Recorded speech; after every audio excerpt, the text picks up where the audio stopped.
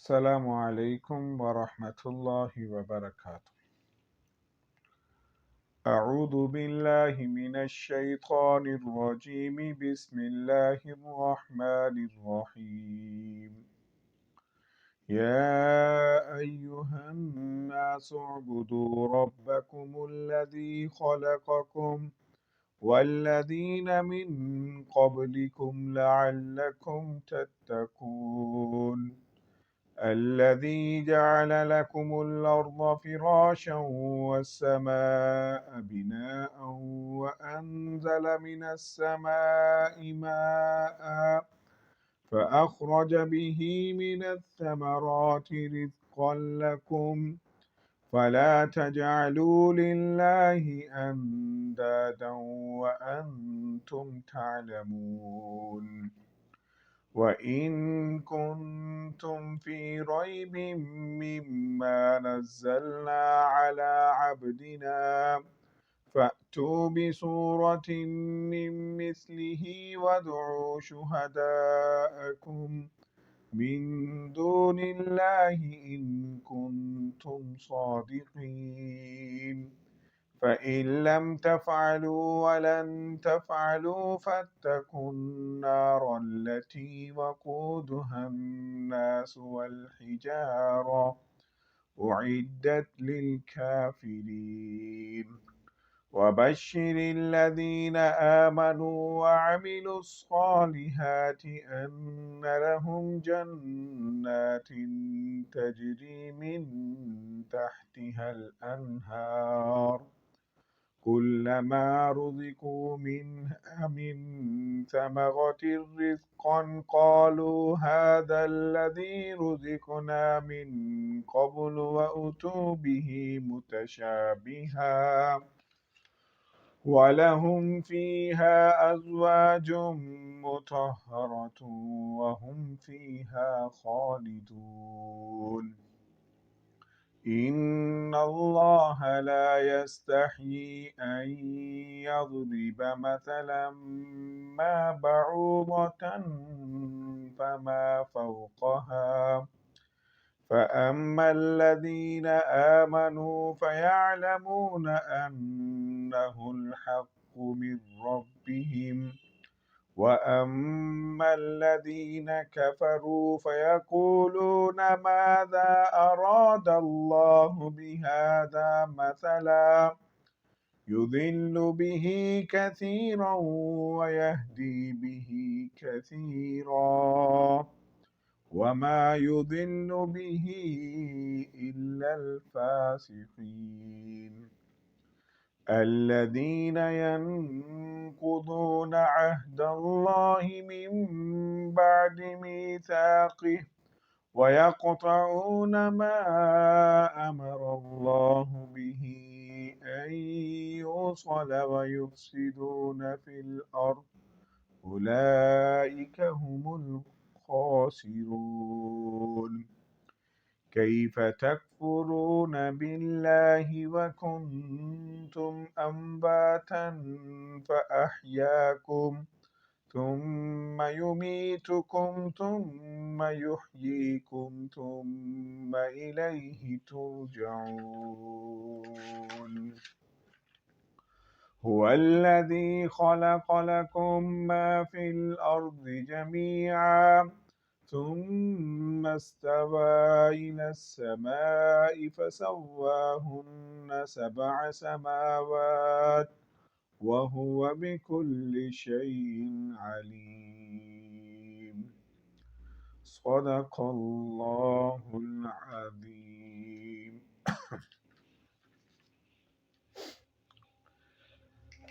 میرے عزیز سامعین کرام،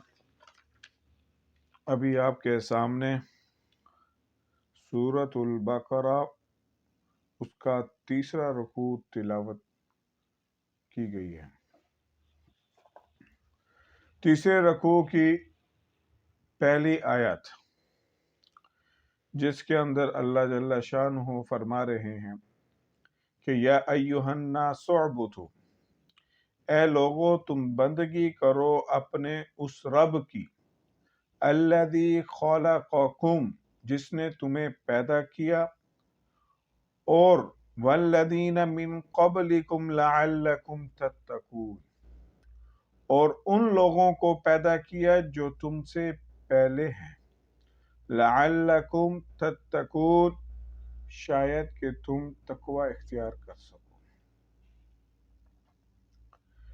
تو یا اللہ جل جلالہ کل انسانیت کو مخاطب ہے، اس میں کافر بھی ہیں، اس میں منافقین بھی ہیں، اس میں وہ مسلمان وہ مؤمن بھی ہیں جو کامل ایمان والے، اور اس میں وہ مسلم بھی ہیں جو گناہ گار فاسق وغیرہ بھی ہیں۔ مطلقاً ناس کہہ کے پکارا کہ اے لوگو تم اپنے رب کی بندگی کرو، اپنے رب کی بندگی کرو۔ عبدیت کا لفظ استعمال کیا گیا۔ بندگی سے مراد اللہ جل جلالہ کا حکم کو زندہ کرو، جس چیز کے بارے میں اللہ نے حکم نازل کیا ہے ہو بہو اللہ کے حکم کو اسی طریقے سے سر انجام دو۔ یہاں پہ اب بدنی عبادت بھی آ گئی، یہاں پہ معاملات کے جتنے بھی حکم ہیں وہ بھی آ گئے، اس میں حلال اور حرام کی جو حلت ہے جن احکامات میں، اور وہ چیزیں جو حرمت میں آتی ہیں، حلت والے کو اپنے لیے حلال سمجھو، حرمت والوں کو اپنے لیے حرام سمجھو، یعنی کھانے پینے کے اعتبار سے بھی، معاملات کے اعتبار سے بھی، اور بدنی عبادت کے اعتبار سے بھی، ہر چیز کے اندر اللہ کے حکم کو زندہ کرو، یہ عبدیت مراد۔ تو مطلقاً لوگوں کو پکارا گیا کہ اے لوگو اللہ کی بندگی کرو۔ کافر بھی بیچ میں مخاطب ہے، کافروں کو یہ کہا جا رہا ہے کہ تم مخلوق پرستی کو چھوڑ دو، تم جو سورج کی پرستش کرتے ہو اس کو چھوڑ دو، وہ سورج اللہ کی ہی تخلیق ہے، اللہ ہی کا پیدا کردہ ہے، اس پیدا کی ہوئی اللہ کی مخلوق کو چھوڑ کر اللہ کی بندگی میں آ جاؤ، اللہ کے حکم میں آ جاؤ۔ تو سورج کی پرستش کو چھوڑ دو، جو چاند کی عبادت کرتے ہیں اس چاند کی عبادت کو چھوڑ دو، جو آگ کی پرستش کرتے ہیں آگ کی عبادت کرنے والے آگ کو چھوڑ دو، جو بتوں کی عبادت کرنے والے ہیں وہ بتوں کی عبادت کو چھوڑ دیں۔ کیوں؟ یہ ساری کی ساری اللہ کی بنائی ہوئی ہے، یہ ساری کی ساری چیزیں اللہ کی مخلوق ہیں، اللہ کی پیدا کرتی ہیں۔ جب اللہ کی پیدا کی ہوئی ہیں تو یہ کیسے خالق بن گئی، یہ کیسے اس چیز کا درجہ رکھتی ہیں کہ ان کی عبادت کی جائے۔ جو پیدا کرنے والا ہے وہ اس چیز کے لائق ہے، نہ کہ جو پیدا ہوئی ہیں وہ کسی عبادت کے لائق نہیں ہو سکتی، کیونکہ سورج روشنی دیتا ہے، اپنی دھوپ میں تپش دیتا ہے، تو یہ اللہ کے حکم سے دیتا ہے۔ اللہ چاہے تو سورج کو گرہن لگا دے اور اس کی ساری روشنی کو چھین لے تو اس کے اپنے اختیار میں کچھ نہیں ہے۔ اسی طرح چاند کی چاندنی، اسی طرح آگ کا گرم ہونا اور ہر چیز کو جلا دینا، یہ اللہ نے اس کے اپنے اختیار میں نہیں، یہ اللہ کے اختیار سے ہے۔ اگر اس کے اپنے اختیار میں ہوتا تو حضرت ابراہیم علیہ السلام کو جب آگ میں ڈالا جا رہا تھا تو وہ حضرت ابراہیم کو کیوں نہ جلا سکے؟ اللہ کا حکم ہوا قلنا یا نار کونی بردا و سلاما علی ابراہیم، کہ اے آگ تو حضرت ابراہیم پر ٹھنڈی ہو جا، اتنی ٹھنڈی بھی نہ ہو کہ سردی میں ان کو نقصان دے، اتنی گرم بھی نہ ہو کہ ان کو تو جلا دے، یعنی کہ میانہ مزاج کو اختیار کر لے۔ تو ہاتھ میں بندھی ہوئی رسیوں کو جلا ڈالا تو بدن کے کپڑوں تک کو نہ جلا سکی، بدن کو چھو نہ سکی، اور آگ کے شعلوں نے ریشم کی طرح ان کو اپنے آغوش میں لیا۔ جب ان کو ایک جو ان آلہ تھا، جو آلہ انہوں نے بنایا جس کے ذریعے انہوں نے حضرت ابراہیم علیہ السلام کو پھینکا. آگ کے قریب تو نہیں جا سکتے تھے. آگ کا الاؤ، جو آگ کی تپش تھی، وہ بہت دور تک محسوس کی جا رہی تھی. تو جب پھینکا گیا تو آگ کے شعلوں نے حضرت ابراہیم علیہ السلام کو اپنے آغوش میں لیا اور آرام سے نیچے اتارا، اور آپ اس آگ کے اندر جو اللہ کو مقرر کردہ دن تھے وہ دن گزارے. تو کہنے کا مقصد کہ ان کے اختیار میں کچھ نہیں ہے. اللہ یہی فرما رہے ہیں کہ اعبدوا ربکم الذی خلقکم، اپنے رب کی بندگی کرو جس نے تمہیں پیدا کیا، جس نے پوری کائنات کو تخلیق کی ہے. آگے کیا فرمایا؟ والذین من قبلکم لعلکم تتقون، تم ہی کو نہیں بلکہ اس کائنات کے اندر تم سے پہلے جتنے آنے والی امتیں تھیں ان سب کو بھی اسی رب نے پیدا کی، چاہے وہ حضرت عیسیٰ علیہ السلام کی امت، چاہے وہ حضرت موسیٰ علیہ السلام کی امت، چاہے وہ حضرت لوط علیہ السلام کی امت، چاہے وہ حضرت ابراہیم علیہ السلام کی امت، چاہے وہ حضرت نوح علیہ السلام کی امت، چاہے وہ حضرت آدم علیہ السلام کی امت. جتنی بھی انسانیت، جتنی بھی امتیں آئیں وہ سب اللہ کی پیدا کی. جب وہ اللہ کی پیدا کی ہوئی ہیں تو اللہ پیدا کرنے والا ہے تو وہی اس چیز کے لائق ہے کہ اس کی بندگی کی جائے. تو کافروں کو بھی مخاطب کیا کہ اپنی بت پرستی کو چھوڑ دو، اپنی سورج پرستش کو چھوڑ دو، سب جو اللہ کی مخلوق ہے ان کی عبادت کو چھوڑ دو، ایک اللہ کی بندگی کرو. اسی طرح منافقین کو بھی کہا گیا کہ اپنے ضد اور دل کی اناد کو چھوڑ دو، تکبر کو چھوڑ دو، صدق کے دل کے ساتھ اللہ کی بندگی کرو. اسی طرح مسلمان جو گناہگار، فاسق، فاجر ہیں ان کو بھی مخاطب کیا گیا کہ اپنے گناہوں سے توبہ کر لو، اللہ کی بندگی میں لگ جاؤ. اسی طرح کامل ایمان والے جو ہر وقت ہر آن گھڑی اللہ کی بندگی میں مشغول رہتے ہیں، گناہوں سے بچتے ہیں، ان کو بھی مخاطب کیا گیا کہ اپنے ایمان کے اندر مزید برتری حاصل کرو، مزید تقوی اختیار کرو اور اس پر ہمیشہ قائم رہو. کیوں؟ لعلکم تتقون، شاید کہ تم تقوی اختیار کر سکو، شاید تمہاری دنیا اور آخرت کے اندر فلاح آ جائے، تم کامیاب ہو جاؤ. آگے لعلکم تتقون سے یہ بھی کہہ دیا، شاید کا لفظ، کہ کہیں تم عبدیت کے اندر، بندگی کے اندر اس تکبر و غرور کے اندر نہ آ جاؤ کہ ہم تو بڑے مومن ہیں، ہم تو بڑے مسلم ہیں، جب ہم ہی بڑے ہیں، ہم ہی سب کچھ ہیں، تو ہمارے سے بڑا دین کا ٹھیکیدار نہیں ہے. تو ایسی کوئی بندگی پر اللہ کی ایسی کسی بندگی پر اس کے دل کے اندر یہ غرور نہ آ جائے کہ میں اپنی بندگی کی بنا پر بخشا جاؤں گا. نہیں، لعلکم یہاں پہ شاید کا لفظ بول کر یہ بتایا گیا کہ بندگی اللہ کے ہاں ذریعہ تو ہے لیکن نجات جو ہے وہ اللہ کے فضل سے ہے. صرف انسان کے ہاں اس کے لیے کوشش ہے کہ اللہ کی رضا کے لیے اللہ کے حکموں کو زندہ کرے، اللہ کے حکموں کی فرما برداری کرے، پھر اللہ سے امید بھی لگائے رکھے اور اس چیز کے دل کے اندر یقین بٹھائے کہ میں اپنی بندگی سے نہیں بلکہ اللہ کے فضل سے بخشا جاؤں. آگے فرمایا کہ الذی جعل لکم الارض فراشا والسماء بناء. آگے پھر اپنے انعامات کا ذکر فرما رہا اللہ کہ تو دیکھتا نہیں ہے کہ وہ ذات جس نے تمہارے لیے زمین کو بچھونا بنایا، جس نے آسمان کو چھت بنایا، وَأَنزَلَ مِنَ السَّمَاءِ اور اس نے اتارا آسمان سے پانی، فَأَخْرَجَ بِهِ مِنَ الثَّمَرَاتِ رِزْقًا پھر اس پانی کے ذریعے سے تمہارے لیے پھل نکالے بطور رزق. پس فَلَا تَجْعَلُوا لِلَّهِ أَنْدَادًا تم اللہ کے ہاں شریک نہ بناؤ حالانکہ تم جانتے ہو۔ اللہ یہ فرما رہے کہ حالانکہ تم جانتے ہو، جاننے سے مطلب یہ آسمان کس کا بنایا ہوا ہے،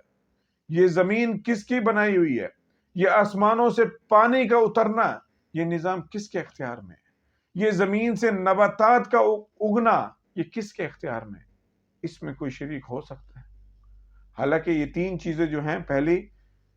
یہ تو انسان کی پیدائش سے بھی پہلے کی ہیں، زمین یہ بھی انسان کی پیدائش سے پہلے بنائی گئی، آسمان یہ بھی انسان کی پیدائش سے پہلے بنایا گیا، اور پھر آسمان سے پانی کا اترنا یہ بھی انسان کی پیدائش سے پہلے کا بنایا گیا، اور نباتات اللہ جل جلالہ نے انسان کے لیے اگائی۔ انسان اس چیز کے اندر نہ آ جائے، اس تکبر غرور کے اندر نہ آ جائے کہ یہ کھیتی تو ہم اگاتے ہیں، اس میں اللہ کا کیا دخل ہے؟ نہ بھائی، اس میں اللہ کا کیوں دخل نہیں؟ انسان کی صرف دخل اندازی تو یہاں تک ہے کہ وہ ہل چلاتا ہے، زمین کو نرم کرتا ہے، بیج ڈالتا ہے، کھاد ڈالتا ہے، پانی ڈالتا ہے، بس۔ اور کیا کرتا ہے؟ کیا اس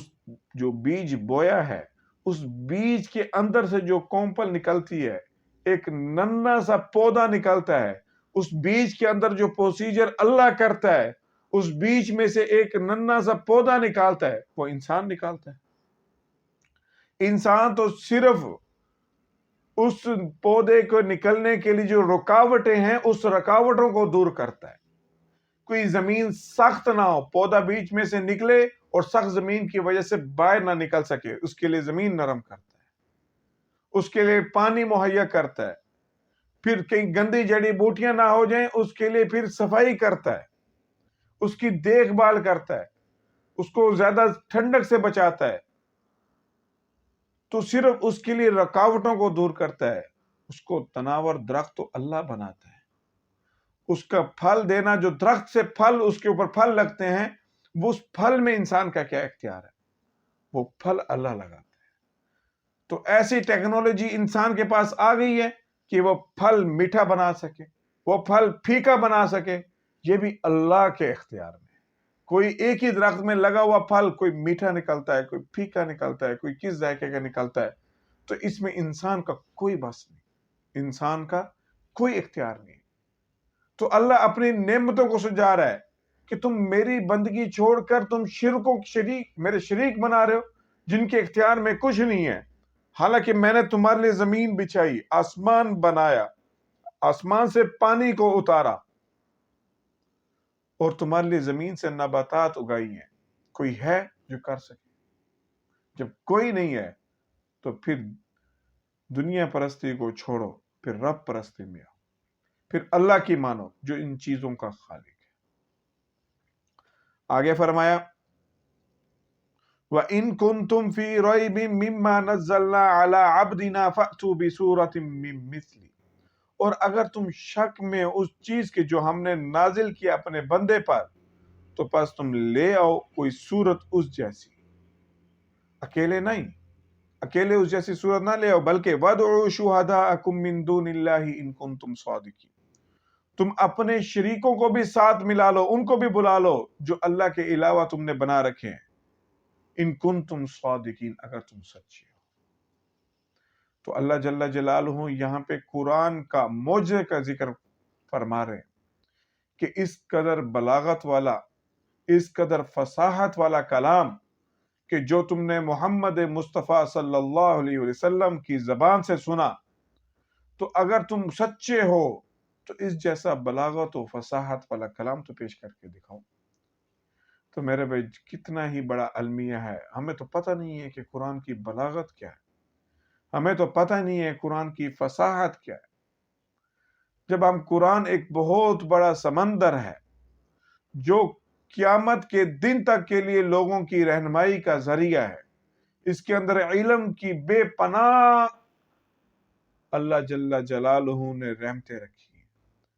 کہ 1400 سال پہلے والے لوگ بھی اور اب موجودہ زمانے کے لوگ بھی اور قرب قیامت کے لوگ بھی اسی قرآن سے ہی اپنے مسائل کو حل کریں گے۔ ایسے جامع کتاب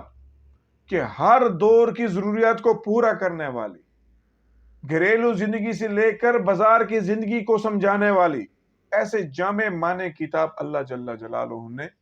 ہمارے نبی محمد مصطفیٰ صلی اللہ علیہ وسلم پر اتاری، اور صرف اتاری نہیں بلکہ ایسی بلاغت و فصاحت کلام کے اندر اتاری کہ اس جیسا بلاغت و فصیح کلام ہر انسان پیش کرنے میں عاجز ہے۔ جس زمانے میں قرآن اترا اس زمانے میں عرب لوگ بڑی فصیح اور بلیغ زبان والے تھے، شعر و شاعری کرنے والے تھے، اپنے کلام کو بڑے شاعری انداز میں پیش کرتے تھے۔ جب قرآن اترنا شروع کیا تو اس کی بلاغت اور فصاحت پر سارے کلام ڈھیر ہو گئے۔ جس کا زیادہ بلیغانہ کلام ہوتا تھا وہ اپنی مکہ کی یعنی بیت اللہ کی دیوار پر چشمہ کر دیتا تھا، اور جس کا اس کے بعد قدر کم ہوتا وہ اپنی پرچی کو اتار لیتا تھا۔ جب قرآن اترنا شروع ہوا تو یہ بیت اللہ کی دیوار پر چشمہ ہونا شروع ہوا تو یہ صرف قرآن ہی رہ جاتا تھا اور کوئی کسی آدمی کا کلام ادھر موجود نہیں رہتا تھا۔ اس قدر بلیغ و فصیح اللہ جل جلالہ نے یہ کلام اتارا۔ کافر خود اس چیز کے اندر آگے کہ واقعی یہ کسی انسان کا کلام نہیں ہو سکتا، یہ کسی انسان کا کلام نہیں ہو سکتا۔ قریش نے اپنی اجلاس رکھا کہ اس قدر بلیغ و فصیح کلام ہے تو جب حج کے دنوں میں دوسرے علاقے دوسرے قبائل کے لوگ آئیں گے تو یہ کلام سنیں گے تو یہ مسلم ہو جائیں گے، اسلام کو قبول کر لیں گے، تو ہم کیسے ان کو کور کریں، کیسے ان کو بتائیں کہ یہ اس کے کلام سنے بغیر مسلمان نہ ہو سکے۔ یعنی انہوں نے ایک اپنے لیے راستہ بنایا کہ ہم کس طرح دوسرے قبائل لوگوں کو مسلمان ہونے سے بچائیں۔ تو ان کا اجلاس منعقد ہوا، ان میں ان کا ایک سردار بھی تھا، تو اس سے سامنے کہا گیا، کوئی کہہ رہا ہے کہ ہم ان کو جادوگر کہیں، کوئی کہہ رہا ہے کہ ہم ان کو شاعر کہیں، کوئی کہہ رہا ہے کہ ہم ان کو مجنون دیوانہ کہیں، کوئی کیا، لیکن کسی کو کوئی سمجھ نہ آئے۔ کوئی کہہ رہا دیوانہ کہیں تو ہر لوگ سمجھ جائیں گے کہ یہ کسی دیوانے کا کلام نہیں ہو سکتا۔ کوئی کہے کہ یہ کاہن ہے، جھوٹا من گھڑت اپنے یعنی کہ جنوں سے یہ کلام پوچھ کر ہمیں پیش کرتا تو وہ کہیں گے کہ ایسے لوگ فصیحانہ موجود ہیں جو سمجھ جائیں گے یہ کسی کاہنوں کا کلام نہیں ہے۔ کوئی کہے گا دیوانہ ہے تو دیوانے کا بھی انکار، کوئی کہے گا شاعر ہے تو یہ کسی شاعری کا کلام بھی نہیں ہو سکتا۔ کافر بھی سر جوڑ کر بیٹھ گئے کہ کس طرح ہم اس کی نفی کریں۔ ایک روایت میں آتا ہے کہ ایک رات جو قریش کے سردار تھے ان کو یہ قرآن اس قدر دل کے اندر لطف اندوز ہوتا تھا کہ دن میں تو یہ حضرت محمد مصطفیٰ صلی اللہ علیہ وسلم کا انکار کرتے، لیکن رات کے اندھیرے میں جا کر حضور صلی اللہ علیہ وسلم کی زبان سے یہ قرآن سنتے اور لطف اندوز، اور صبح کی نماز تک سنتے رہتے۔ ان میں ابو جہل بھی تھا، ان میں ابو سفیان بھی تھا، اور ایک اور بھی تھا ولید بن مغیرہ۔ ایک ابو سفیان، ایک ولید بن مغیرہ اور تیسرا ابو جہل رات کو چھپکے سے نکلے قرآن سننے کے لیے۔ جب صبح ہوئی واپسی آنے لگے تو ایک جگہ پہ تینوں اکٹھے ہو گئے۔ پھر ارادہ کیا کہ ایسا نہ ہوگا کہ عرب کے لوگ ہمیں دیکھ کر مسلمان ہونا شروع نہ ہو جائے، کہ اب ہم دوبارہ نہیں سنیں گے۔ دوسری رات پھر نکلے، تیسری رات پھر نکلے، پھر عزم کیا کہ اب نہیں نکلیں۔ یعنی کہ قرآن کو سچا سمجھتے ہونے کے باوجود پھر بھی قرآن کی نفی کرتے تھے، یعنی ایسی ان کے پاس دلیل نہیں تھی۔ ایک جگہ ابو جہل سے پوچھا گیا، روایت میں آتا ہے کہ آپ نے قرآن کو کیسے پایا؟ اس نے قرآن سچا ہے، اس کے برابر میں کوئی کلام نہیں لایا جا سکتا، لیکن ہم نے ہمیشہ عبد مناف یعنی بنی عبد مناف قبیلے کی مخالفت کی ہے، ہم ان کے برابر چلے، ان کا مقابلہ کیا ہر چیز کے اندر، تو اب ان کے پاس ان کے خاندان میں نبوت آ گئی ہے، نبی آ گیا، اب نبی ہمارے خاندان میں تو نہیں آ سکتا، تو لہذا اب اس کا مقابلہ کرنا ہے تو ہم اس کی نفی کر کے مقابلہ کریں گے۔ یعنی دل سے یہ اقرار کر رہا ہے کہ وہ سچا ہے، لیکن ایک خاندانی نفرت کی بنا پر انکار کر رہا ہے۔ تو اس لیے اللہ نے فرمایا کہ تم لے آؤ اس جیسی صورت، اکیلے نہیں بلکہ اپنے ساتھ پوری جماعت کو ملا لو۔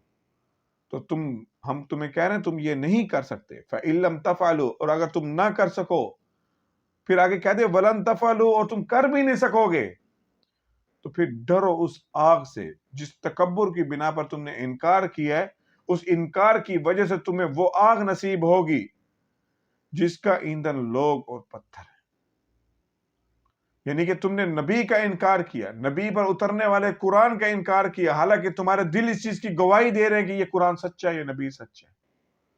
اور اس بندے کی گواہی تم پہلے دیتے تھے نبوت سے پہلے کہ یہ ہمارے قبیلے کا سب سے زیادہ سچا آدمی ہے، اور جب اس نے نبوت کو پیش کیا اور اللہ کی شریعت کو پیش کیا تو صرف اپنے حسد اور اپنا یہ کہ ہم میں سے کوئی نبی نہیں ہے، ہم مالدار تھے، یہ یتیم بچہ جس کا والد پیدائش سے پہلے فوت ہو گیا، جس کی والدہ پیدائش کے بعد فوت ہو گئی، جو امی تھا، کسی کے ہاں پڑھا ہوا نہیں تھا، تو ہم سمجھدار سردار، ہمارے میں کوئی نبی نہیں بنا، یہ ایک یتیم بچہ نبی بن گیا۔ صرف اس حسد کی بنا پہ تم نے اس کی مخالفت شروع کر دی۔ تو پھر ڈرو اس آگ سے جس کا ایندھن لوگ اور پتھر ہے۔ اعدت للکافرین، اور یہ جہنم آگ تیار کی گئی کافروں کے لیے جو انکار کرتے ہیں۔ تو آگے پھر مسلمانوں کے لیے خوشخبری کو ذکر کیا، وَبَشِّرِ الَّذِينَ آمَنُوا، تم خوشخبری دو ان لوگوں کو جو ایمان لے کے اور عمل صالح کیے۔ دیکھو بھائی، پچھلے سبق میں بھی، پچھلے درس میں بھی یہ بات ہے، اس درس میں بھی یہ بات آ رہی ہے کہ صرف ایمان شرط نہیں ہے، آمنا شرط نہیں ہے، عمل صالح بھی ہے۔ ایمان دل کے تسلیم کے نام ہے، دل کا تسلیم کرنا، دل کے ساتھ اللہ جل جلالہ اور نبی اکرم صلی اللہ علیہ وسلم کے نبوت کا اعتقاد رکھنا، اللہ کے رب ہونے کا اور نبی کے یعنی کہ محمد مصطفیٰ صلی اللہ علیہ وسلم کے نبی ہونے کا اعتقاد رکھنا، اور ساتھ عمل صالح جو ان کے حکم ہے کہ نماز پڑھنی ہے نماز پڑھو، روزہ رکھنا ہے روزہ رکھو، حلال روزی کمانی ہے حلال کماؤ، حرام روزی سے بچنا ہے حرام سے بچو، حلال گوشت کھانا ہے کھاؤ، حرام گوشت سے بچنا ہے تو بچو۔ عمل صالح شرط ہے، تو آمنا بغیر عمل کے یعنی کہ اس کا فائدہ نہیں، اور بغیر اور عمل کے ساتھ ایمان دل کا نہ ہو تو وہ بھی ان دونوں ہوں گے تو پھر اس کے لیے آگے خوشخبری دی جا رہی ہے کیا کہ ان لہم جنات تجری من تحت الانہار، یہ کہ ان کے لیے باغات ہیں جس کے نیچے نہریں ہیں، اور جب جنت کے اندر کلما جب کبھی ان کو رزق دیا جائے گا پھلوں میں سے بطور رزق کے تو کہیں گے ھذا الذی رزقنا من قبل واتوا بہ متشابہا، تو یہ تو وہ ہے جو ہمیں دیا گیا تھا اس سے پہلے یعنی دنیا میں، حالانکہ ان کو یہ رزق دیا جائے گا ملتا جلتا، یعنی جب وہ دیکھیں گے اپنے سامنے، مثال کے طور پر اللہ جل جلالہ جنت کے جو میوے دے گا اس کا نہ ذائقہ ہم دنیا میں چکھ سکتے ہیں نہ چکھیں گے، یہ تو آخرت میں جنت میں اللہ جل جلالہ ہمیں نصیب کرے گا، اور ہماری دعا ہے کہ اللہ ہم سب کو یہ نصیب کرے۔ تو سیب سامنے آئے گا، دیکھیں گے یہ سیب ہمیں دنیا میں دیا گیا، سیب کی شکل نما پھل آئے گا، تو جب ہم اس کو کھائیں گے تو اس کا ذائقہ ذرہ برابر بھی دنیا کے ذائقے جیسے نہیں ہوگا، اس کا ذائقہ ایسا ہوگا کہ اس کے ذائقے کی کوئی ہم مثال پیش نہیں کر سکتے۔ شکل یعنی کہ اس شکل نما دنیا میں پیش کی، اس شکل ملتی جلتی شکلوں کے مطابق رزق دیا جائے گا، جب ہم اس کو کھائیں گے چکھیں گے انشاءاللہ جو مسلم ہے مومن ہے، اللہ جل جلالہ ہماری موت بھی کامل ایمان پر پڑے اور ہمیں جنت نصیب کرے ہم سب کو، اور جو ہمارے عزیز و اقارب مسلمان جو فوت ہو چکے ان سب کو بھی جنت نصیب کرے، تو جب وہ جنت کے اندر میوے جات چکھیں گے تو اس کے ذائقے کا کوئی اندازہ نہیں لگایا جا سکتا کس قدر لذیذ ہوگا۔ اللہ جل جلالہ ہم سب کو وہ ذائقے نصیب عطا فرمائے، اور پاکیزہ بیویاں ہوں گی ان کے لیے اس باغات میں، اور وہ اس میں ہمیشہ رہیں گے، ایسے پاکیزہ بیویاں کہ جن کے لیے نہ کوئی پیشاب کا تقاضا ہوگا، نہ کوئی حیض اور نفاس کا کوئی تقاضا ہوگا، نہ ان کے اندر کوئی بیماری ہوگی، نہ ان کی جوانی میں کوئی فرق پڑے گا، ہمیشہ تندرست صحت مند اور خوشحال رہیں گی، اور وہ جنت میں ہمیشہ رہیں گے۔ تو میرے بھی ایسے اللہ جل جلالہ نے ہمارے لیے میوجات رکھے، ایسے اللہ جل جلالہ نے ہمارے لیے راحت رکھی۔ آگے مثال آگے بیان کیا ہے، کافر لوگوں کا ایک اعتراض تھا کہ اللہ جل جلالہ قرآن کے اندر مچھر کی مثال دے دیتا ہے، کہیں مکھی کی مثال دے دیتا ہے، تو یہ حقیر مثالیں، یہ اگر عظیم ہستی ہے تو اس کے لیے یہ حقیر مثالیں دینا جچتا نہیں ہے۔ تو اس اعتراض کا جواب دیا جا رہا ہے کہ ان اللہ لا یستحیی، بے شک اللہ جل جلالہ شرم نہیں کرتا یہ کہ وہ بیان کرے کوئی مثال یعنی کسی مچھر کی یا اس سے بھی اوپر کی، بہرحال وہ لوگ جو ایمان لائے وہ تو جانتے ہیں یہ حق ہے اس کے رب کی جانب سے،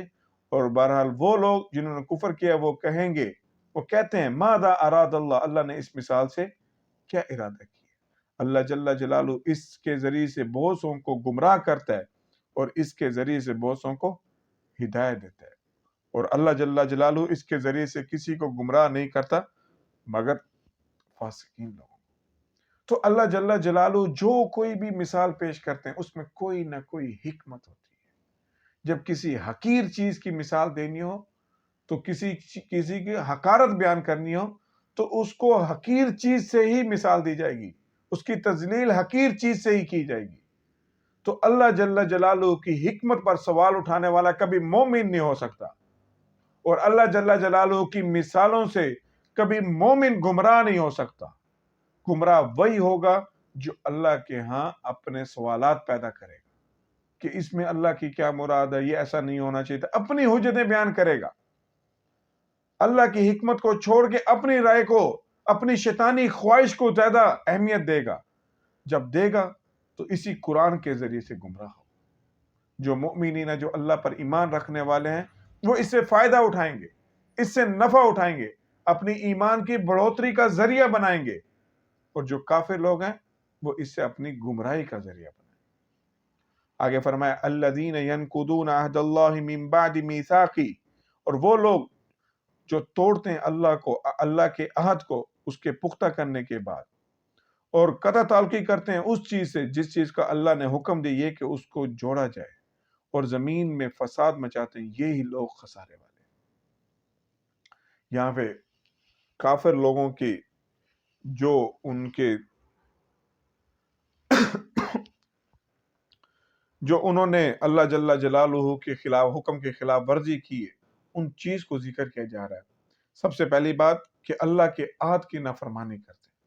وہ عہد کون سا ہے کہ عالم ارواح، جب انسان کو دنیا سے بھیجنے سے پہلے تمام روحوں کو، کئی احادیث سے ثابت ہے کہ تمام روحوں کو اللہ جل جلالہ میں عالم ارواح میں اکٹھا کیا اور یہ عہد لیا کہ دنیا میں جا کر کس کی عبادت کرو گے، کس کی بندگی کرو گے، تو سب روحوں نے یہ عہد کیا، پکا عہد کیا کہ ہم تیری ہی بندگی کریں گے۔ جب دنیا کے اندر آئے اور اپنی سرداری دیکھی،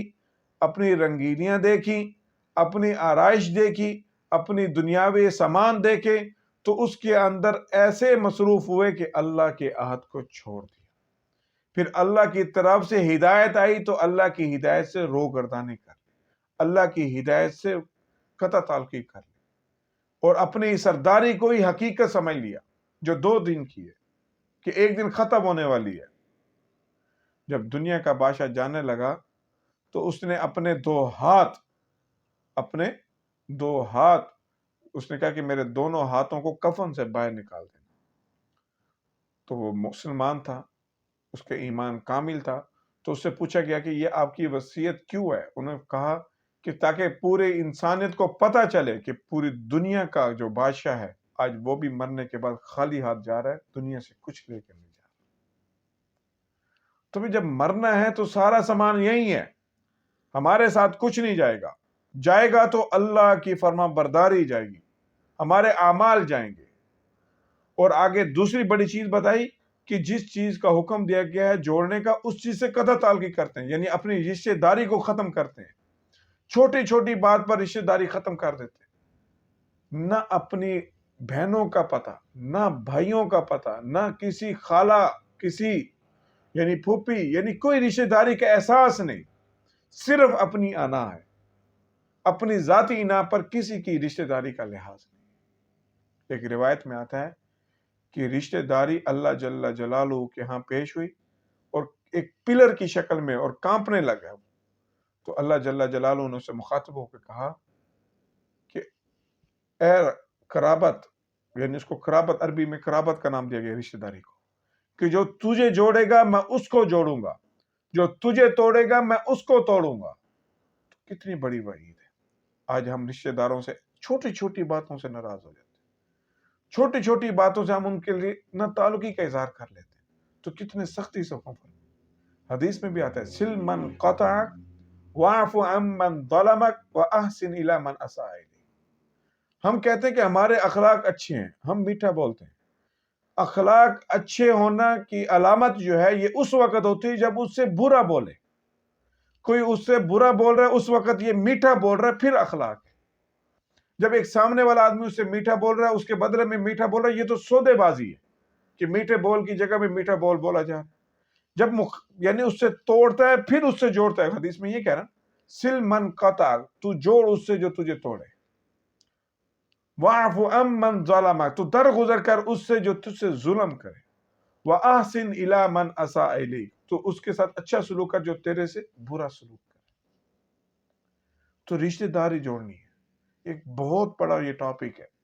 اور اس کا المیہ آج ہمارے زمانے میں بہت زیادہ ہے۔ چھوٹی چھوٹی باتوں سے ہم رشتہ داری توڑ دیتے ہیں۔ تو یہ کافروں کی یعنی حالات بیان کیے جا رہے ہیں کہ ایک اللہ کے عہد کو توڑتے ہیں، دوسرے رشتہ داری کو جوڑتے ہیں، اور تیسرا زمین میں فساد پھیلاتے ہیں، اور فساد پھیلانے کے بعد اپنے آپ کو مصلح کہتے ہیں۔ تو یہی لوگ خسارے والے۔ آگے بتا رہے ہیں اللہ کیف تکفرون باللہ وکنتم امواتا فاحیاکم ثم یمیتکم ثم یحییکم ثم الیہ ترجعون۔ تم کیسے اللہ کا انکار کرتے ہو؟ کیسے؟ حالانکہ تم خود مردہ تھے، پھر اللہ نے تمہیں زندہ کیا، پھر زندگی کے بعد پھر تمہیں مارے گا، پھر زندہ کرے گا، اور تم نے اسی کی طرف لوٹ کے جانا ہے۔ قرآن میں ہے نا منہا خلقناکم، تمہیں مٹی سے پیدا کیا، وفیہا نعیدکم، پھر تمہیں مٹی میں لٹایا جائے گا، ومنہا نخرجکم، پھر اللہ تمہیں اس سے نکالے گا تارۃ اخری، دوبارہ۔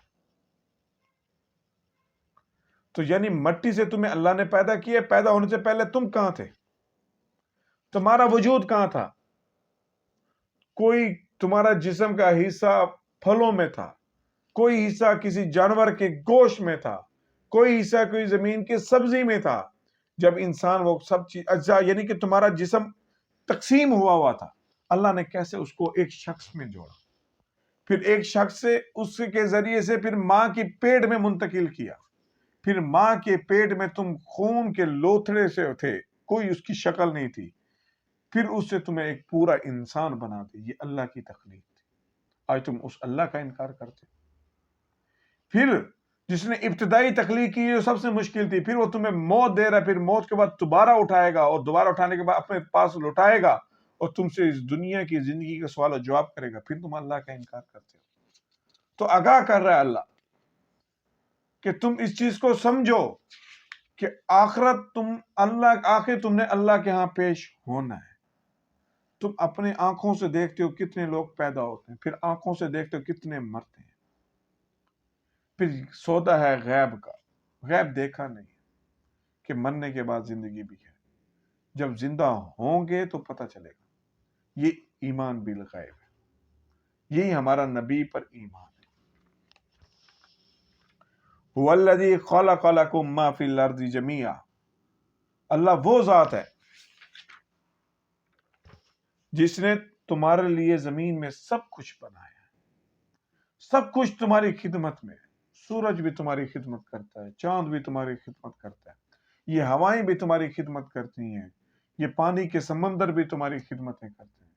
یہ زمین پہ چلنے والے جانور بھی تمہاری خدمت کرتے ہیں، یہ زمین سے اگنے والی نباتات بھی تمہاری خدمت کرتی ہیں۔ جب سب کچھ تمہارے لیے تو تم کس کے لیے؟ تم ضدی بن گئے، تم نے اللہ کو چھوڑ دیا، اللہ نے تمہارے لیے سب کچھ کیا اور تم نے اللہ کے لیے کچھ نہ کیا، اور ہم نے اللہ سے روگردانی کر۔ تو ہماری زندگی بدل جائے، ہم اللہ سے معافی مانگنے والے بن جائیں، ہم اللہ کی طرف رجوع کرنے والے بن جائیں۔ پھر اللہ جل جلالہ نے فرمایا ثم استوى الى السماء فسواهن سبع سماوات وهو بكل شيء عليم۔ پیچھے زمین کی تخلیق کے بتانے کے بعد زمین کے اندر جو اللہ جل جلالہ نے انسان کے لیے ضروریات کی چیزیں بنائیں، نباتات بنائی، حیوانات، پرند چرند درند وغیرہ بنائے، اس کے بعد پھر آسمان کو مزین کیا، پھر آسمان کے 7 آسمان بنا دیے، ثم استوى الى السماء، آسمان کی طرف متوجہ ہوئے، فسواهن سبع سماوات، 7 آسمان بنا دیے، اور وہ ہر چیز کو جاننے والا۔ آج ہم آسمان کو دیکھیں کہ کیسے ہماری انسانی عقل یہ سوچ نہیں سکتی کہ اس کی ایسی چھت جس کا کوئی جوڑ نہیں، جس کا کوئی ستون نہیں، اور پھر اس آسمان کے اندر خوبصورتی کے لیے چاند ستاروں کو مزین کر دیا اور مزید کئی سیارے بنائے. تو یہ اللہ جل جلالہ کی قدرت ہے. تو اللہ جل جلالہ کا یہ آسمان کی طرف متوجہ کرنا، پھر زمین کی طرف متوجہ کرنا، اس سے بتلانے سے مقصود کہ اللہ کی توحید ہے، اللہ کی وحدانیت ہے، اللہ کی ربوبیت ہے، اور اللہ ہی اسی چیز کے لائق ہے کہ اس کی بندگی کی جائے، اور کوئی ذات نہیں ہے جو اس کا اس چیز میں شریک ہو. تو یہ اللہ جل جلالہ کا یہ متوجہ دینا، توجہ کروانا اس چیز کی طرف، صرف اس کا مقصود یہی ہے کہ ہم اللہ کی نشانیوں کو دیکھ کر اللہ کے ماننے والے، ایک اللہ کے قائل ہو جائے، ایک اللہ کی توحید پر قائل ہو جائے، ایک اللہ کی بندگی کرنے والے بن جائے، ایک اللہ سے مانگنے والے بن جائے، ایک اللہ کی طرف رجوع کرنے والے بن جائے. یہ اللہ کا مقصد. اللہ جل جلالہ ہمیں عمل کی توفیق عطا فرمائے. اللہ جل جلالہ ہمیں اپنی طرف ہی راغب رکھے، اسی کی طرف رجوع کرنے والے ہوں، اسی سے مانگنے والے ہوں، اور کل جو ہماری موت کا وقت آئے تو ہماری زبان پر ایک اللہ ہی کا کلمہ ہو، لا الہ الا اللہ محمد رسول اللہ. کبھی ایسا نہ ہو کہ ہماری زندگی میں اللہ کا کوئی شریک آ جائے. اللہ جل جلالہ ہمیں اپنے شرک سے محفوظ رکھے، اپنا ہی بنا کر رکھے، اور ایسا رکھے کہ جب ہم اللہ کے پاس پیش ہوں تو اللہ ہم سے راضی ہو. وآخر دعوانا عن الحمد للہ رب العالمین.